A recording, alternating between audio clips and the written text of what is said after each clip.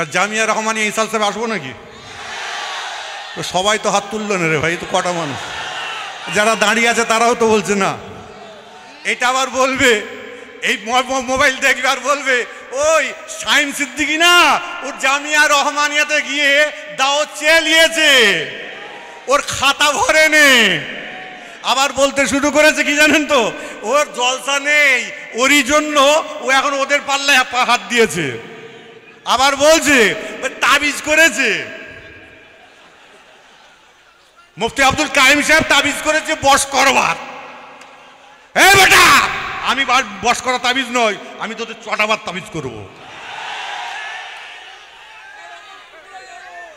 হ্যাঁ, এই আমার দাওয়াত তো আছেই, আমার প্রত্যেক মাসে জিকিরের মাহফিল হয়, যাবেন না? হ্যাঁ, ফেব্রুয়ারি মাসে মানে ক তারিখ, 11 তারিখ, ক তারিখ আছে, 10 তারিখ, যাবেন না? যে কি বুঝতে পারিনি?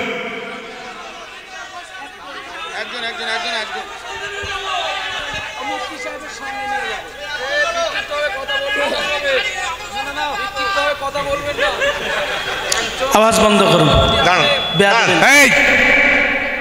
এই শোনো, করো, আমি তোমাদের দাওয়াত দিয়েছি, তোমরা যাবে তো? ব্যাস ছেড়ে দাও, তারপর দেখে নিচ্ছি।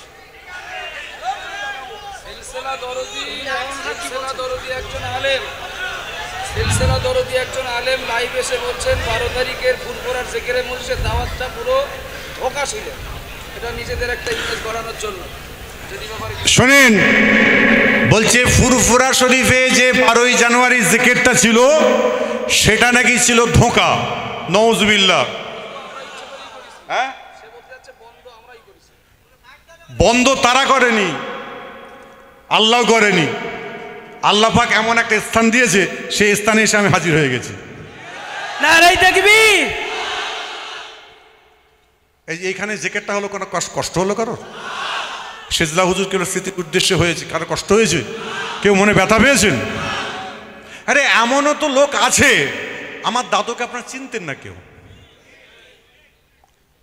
সেজলা হুজুর কেবলাকে চিনতেন না। আমি একটুখানি বলে দেবো, সেজলা হুজুর কেবলা রহমতুল্লাহ আলাইহি, তিনি দাদা হুজুর কেবলার ইন্তেকাল করা 2 বছর পরে তিনি দুনিয়া থেকে বিদায় নিয়েছে। তার বয়স তখন ছিল 28 বছর। আমার আব্বাজানের বয়স, আমার আব্বাজানের আপনার নাম শুনবেন অনেকেই, আবুল ফরাজ সিদ্দিকী। তা তার বয়স তখন ছিল 6 বছর। 6 বছরের ছেলেকে রেখে আল্লাহর ডাকে সাড়া দিয়েছেন।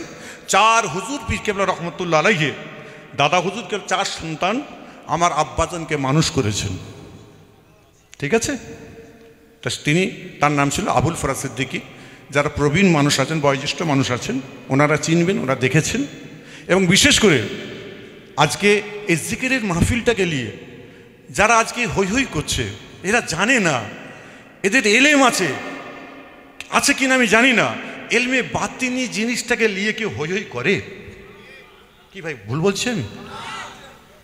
এলমে বাতিনি ব্যাপার, আধ্যাত্মিক ব্যাপার, এটা কলবের ব্যাপার, কলবের খিদে মিটাবার জিনিস। এতক্ষণ জিকির করলেন, তো কলবের খিদে মিটাবেন, তা বলে আপনি হৈ হৈ করে? হ্যাঁ, কিছু কিছু চ্যাংড়া ফচকে পিঠ যারা দেখি ঠ্যাং ভেঙে দেবো,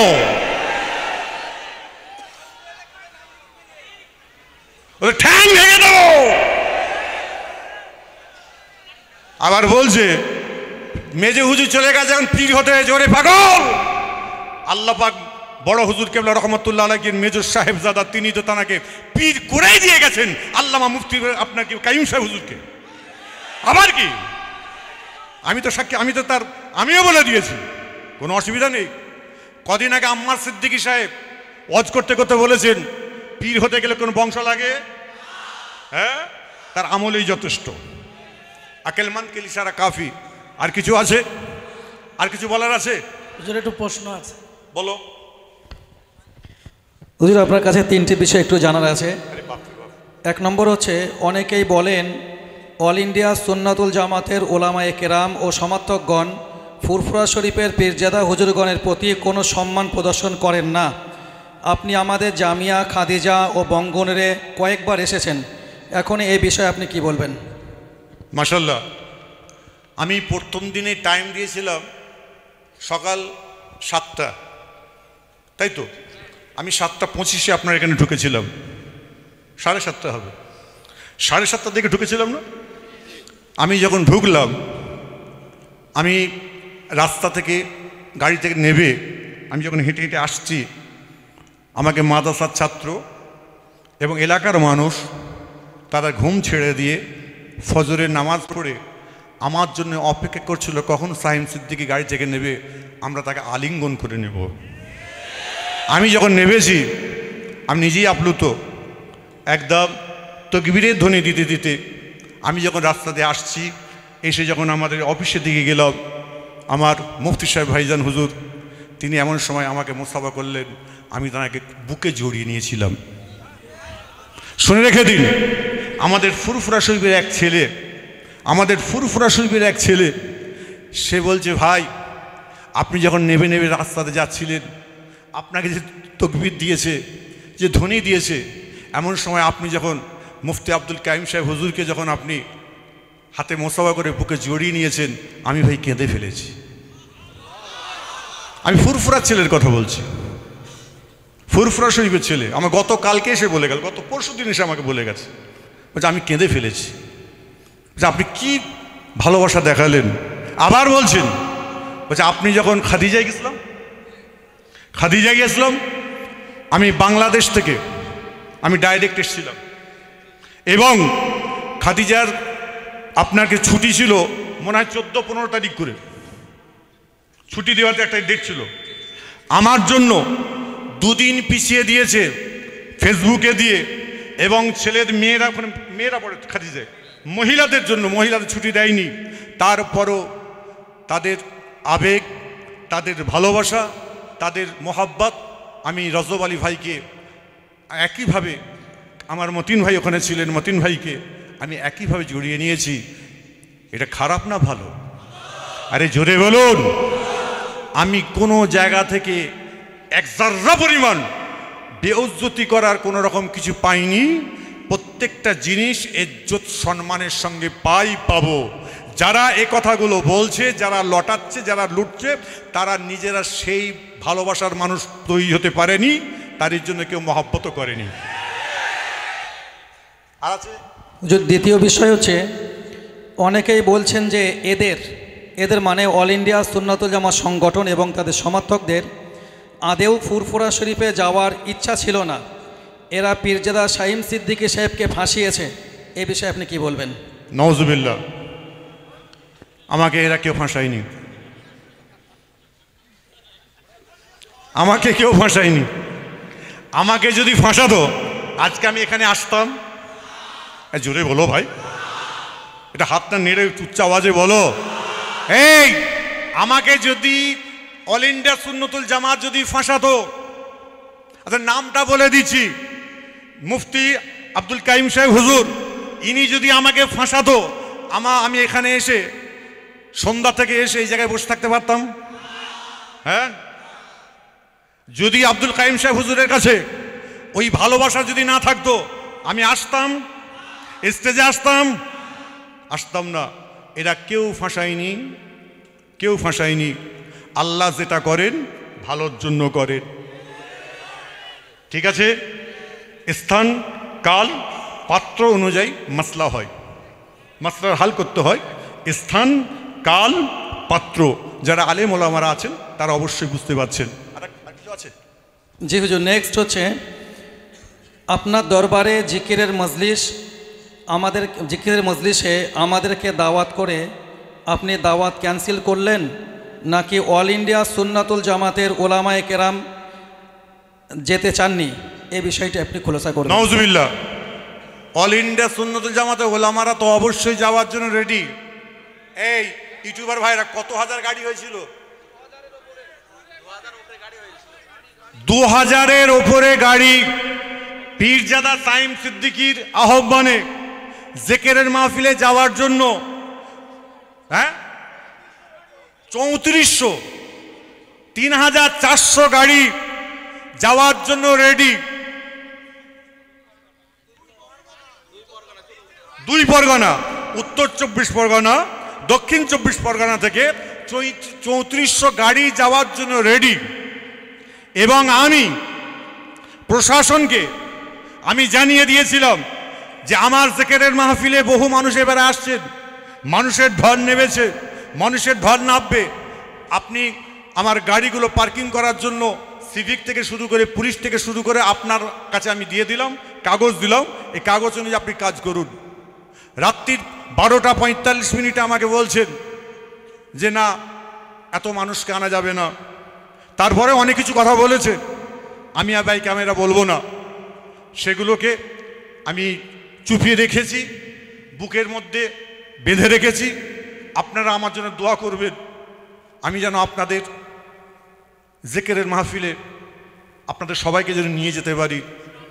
আমার বুকের বাঁধনটা আপনারা, কিন্তু আল্লাহ আছেন, পৃথিবীর বুকে আপনারা রয়েছেন, পাশে থাকুন, আমার একটু পাশে থাকুন, আপনারা একটু থাকুন, দেখুন আমি কি করতে চাইছি, আপনাদের জন্য কি করতে চাইছি।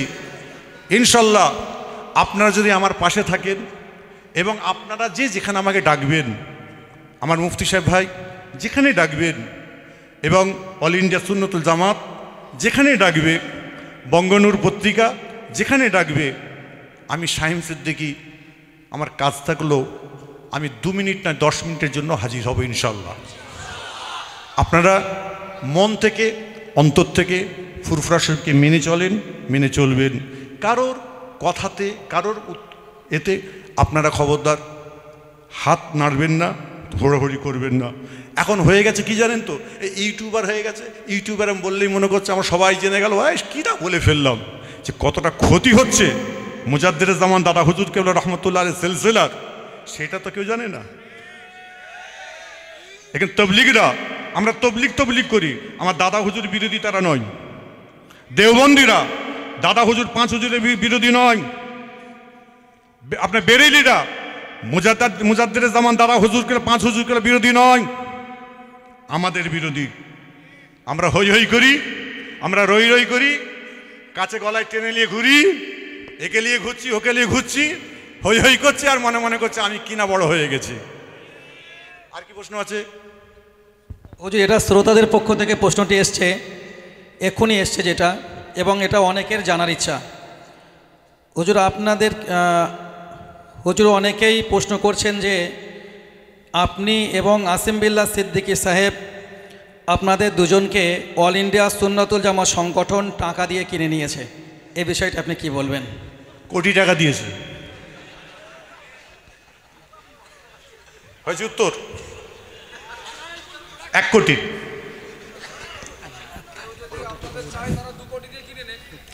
হ্যাঁ ভাই আমার কি বলছে, আপনাদের কেউ যদি চাই তাহলে 2 কোটি টাকা দিয়ে কিনে নি। আমাদের ঘরে কেনে। আসিম বিল্লাহ ভাইকে নাকি বলেছিল নাকি কাইম সাহেব হুজুর নাকি বশ করার তাবিজ করেছে। হ্যাঁ, কি ভর করেছে? ও লোকের ভর আছে? বেচারি মানুষটা সুগারের মানুষ, শুকিয়ে যাচ্ছে আস্তে আস্তে। বেচারি কত আদব আখলাক, কত আখলাকে নববী আমাদের কাছে কত রকমভাবে আজিজ ইনকেসারির সঙ্গে থাকে। ওরে খেবা, মুফতি আব্দুল কাইম সাহেব শুনে রেখে দাও, আমি বলে দিই একটা কথা, বাস করার মতো আলেম অদ্বিতীয় আর কেউ নেই এখানে।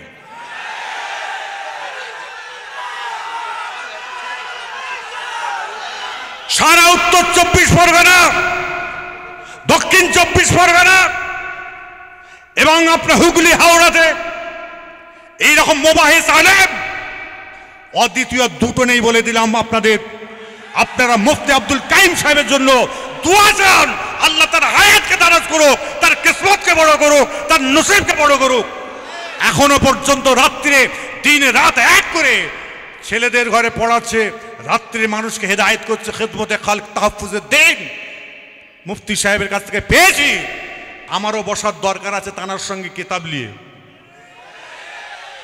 কিতাব মোতালা করতে গেলে এখন মুফতি আব্দুল কাইম সাহেবের মতো মানুষ আর দ্বিতীয় কেউ নেই, শুনে রেখে দেন ভালো করে। আর আপনার কার প্রশ্ন আছে?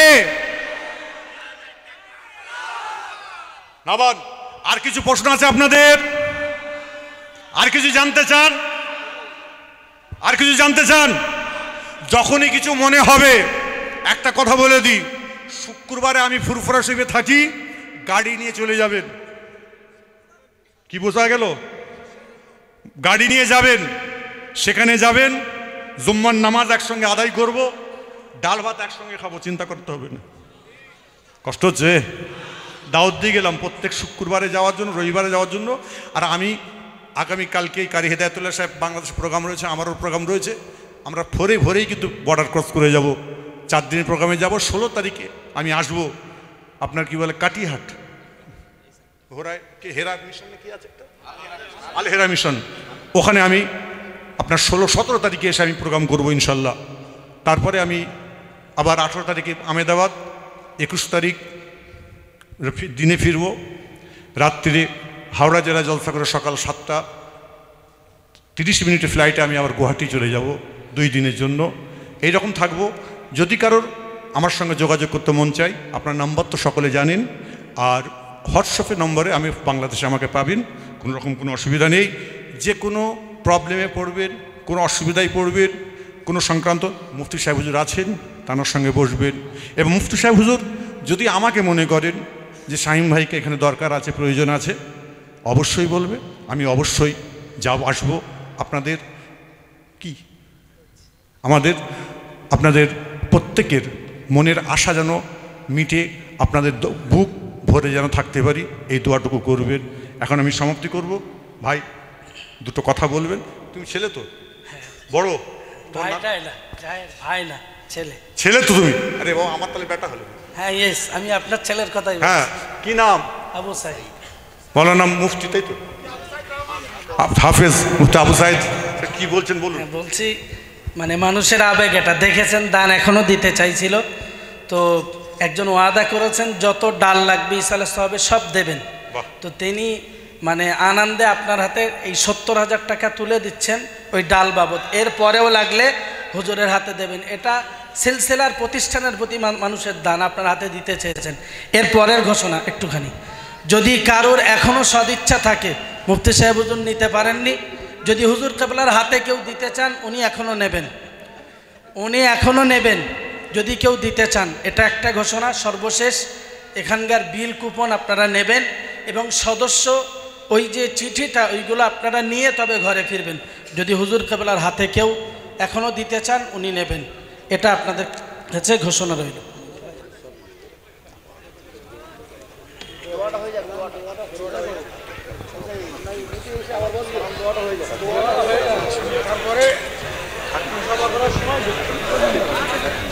এখনই সালাম পড়ে নেব আমরা, হুজুর বসবেন দোয়া করতে, তখন আপনারা হাতে দিতে। এই টাকাটা কত হয়েছে? লাগলে আবার দেবে, দেখতে পেয়েছেন? হ্যাঁ, ধরেন। আজ খুলতে হবে, তোমরা এখন বিশ্বাস করতে পারছো নি? মহাবিপদ। এটা 50, এটা 50 তো আমার কাছে। হ্যাঁ, এটা 50 আছে, এটা 20, 70 আছে। আরও লাগলে আরও দেবে ইনশাল্লাহ। সবাই উচ্চ আওয়াজে জোরে বলুন মারহাবা। আর একটু আনন্দের সঙ্গে জোরে বলা যাবে না মারহাবা? আর একটু চিৎকার করে বলা যায় না মারহাবা? নারে দেখবে, নারে দেখবে, দাতাগণ, নারে দেখবে। আর একজন আল্লাহর বান্দা আছেন, এরকম দেবেন 70। এখনই পকেটে যদি না থাকে পরে দেবেন। আর একজন আল্লাহর বান্দা, তাহলে আমি বড় খুশি হব। কিয়াম সালাম হয়ে যাওয়ার পরে দোয়া হওয়ার আগেও আপনারা বলতে পারেন, একটু মাথায় চিন্তা করবেন।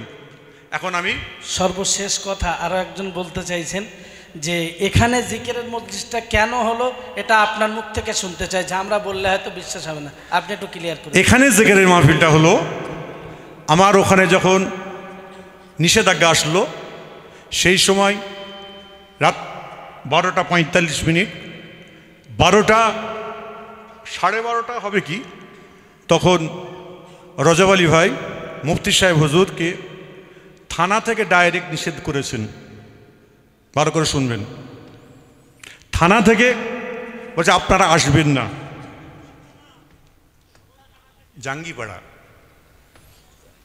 জাঙ্গিপাড়া থানা, আমাদের থানা, বোঝা গেছে? তো যাই হোক, দাঁড়ান বলতে দেন, কোনো কথা বলবেন না কেউ।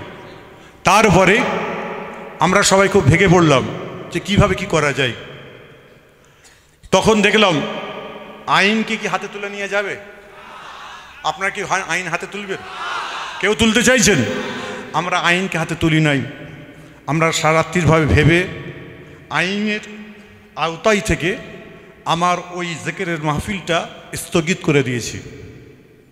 স্থগিত করার পরে এই ভাইজান ছিলেন রাত 3টে সাড়ে 3টে পর্যন্ত, তাই তো সবাই ছিলেন, আমরাকে ঘুমাতে পারিনি। আমি যখন প্রথম ঘুম থেকে উঠেই যখন ফোনটা করেছি, প্রথম ফোনটা উনি ধরতে পারেননি, দ্বিতীয়বার আমাকে আবার ঘুরিয়ে করলেন। তখন মুফতি সাহেব হুজুর, আমি, আমাদের মতিন ভাই, রজব আলী ভাই এবং আরও সাঙ্গী যারা ছিলেন, আমি সবাইকে তো নাম জানি না, তা সবাই মিলে বললো হুজুর তাহলে তো এটা ক্যান্সেল করতে হয়। কারণ বলেছে এবং আমাকেও বলেছে যদি কোনো রকম অপ্রীতিকর ঘটনা ঘটে তাহলে কিন্তু আপনাকে আমি অ্যারেস্ট করব। আমি তার পূর্বে বলেছিলাম আমাদের বক্তব্যের মধ্যে যদি কোনো অশান্তিমূলক কথাবার্তা শুনতে পান আপনি জাস্টিস রাখুন। ওসিকে বলেছিলাম একজন বিচারক রাখুন, বিচারক থেকে সে বক্তব্য শুনে যদি উস্কানিমূলক কোনো কথাবার্তা যদি উঠে আসে খবরদার সেগুলো তোলা যাবে না, সেগুলো আমরা বলবো না। যদি আমরা বলি তাহলে আমাকে হ্যান্ডকাপ লাগিয়ে প্রথমে আমাকে থানায় ঢোকাবেন, আমি জেলে যেতে চাই। বলছেন না পীর সাহেব ও কথা বলবেন না, ওটা ঠিক না, ধর্মের ব্যাপার, ধর্মীয় ব্যাপার। হ্যাঁ ফুরফুরা শরীফে তো মানুষ আসে রে বাবা, প্রত্যেকটা জিকিরের মাহফিলে, দোয়ার মাহফিলে, এমনিতে হুজুরদের সবরসানিতে, জলসাতে লোক কত না কত আসে। যত জ্বালা আমার উপর এসে গেল, এটা আমার তো কষ্ট, এটা আমার ব্যথা, আমার বেদনা। এটা আপনারা এত বেদনা নিচ্ছেন কেন, এত ব্যথা নিচ্ছেন কেন? আমি বুকের মধ্যে যদি এত বেদনা, ব্যথা, দুঃখ, কষ্ট সবগুলোকে যদি আজকে সহ্য করে আজকে জামিয়া রহমানিয়াতে যদি আসতে পেরেছি, আপনারা কি কষ্ট পাচ্ছেন নাকি? আমার তো ভেঙে পড়ার কথা, আমার কাঁদার দরকার, আমি কাঁদিনি। আমি জানি আমার আল্লাহর মদত আছে। খবরদার আপনারা এইসব নিয়ে কানাঘুষা কেউ করবেন না, কোনো রকম গুজবে কান দেবেন না। আপনারা যেরকম আছেন সুস্থ থাকবেন, ভালো থাকবেন, কোনো রকম কোনো এতে হাত দেবেন। যদি কোনো প্রবলেম বুঝতে পারেন আপনারা আমাদের সঙ্গে যোগাযোগ করবেন, ঠিক আছে? হ্যাঁ, এই টাকা আমার বাবাজির হাতে আমি তুলে দিলাম। দেখো আমি পকেটে নিয়েছি নাকি? সকলে আসুন আমরা একটু সকলে দাঁড়িয়ে আমার রসুলকে সালাম জানিয়ে দিই। ইয়া নবী